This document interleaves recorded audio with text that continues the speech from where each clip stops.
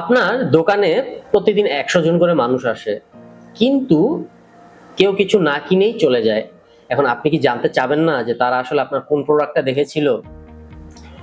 Exactly এই কাজটাই ভুল করে অনেক ব্যবসায়ী। তারা ল্যান্ডিং পেজ অথবা ওয়েবসাইট ঠিকই বানায়, কিন্তু তারা ফেসবুকের মেটা পিক্সেল ইনস্টল করতে ভুলে যায়। সেক্ষেত্রে যেটা হয়, আর রিটার্গেটিং অথবা রিমার্কেটিং করা তাদের পক্ষে সম্ভব হয় না। ফেসবুকের মেটাপিক্সেল অনেকটা আপনার দোকানের সিসিটিভির ক্যামেরার মতো।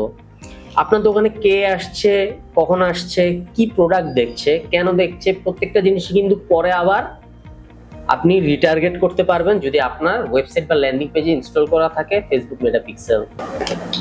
চিন্তা করুন, আপনার একটি পটেনশিয়াল কাস্টমার আপনার একটা প্রোডাক্ট দেখেছে।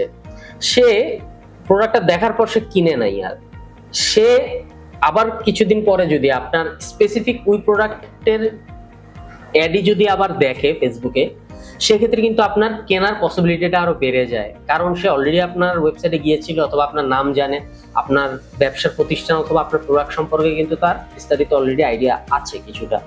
সো সেক্ষেত্রে কিনে ফেলার সম্ভাবনা বেড়ে যায়, কনভার্সন রেট বেড়ে যায়। সো আপনার ওয়েবসাইটে অথবা ল্যান্ডিং পেজে ফেসবুক পিক্সেলটা মাস্ট ইনস্টল করুন।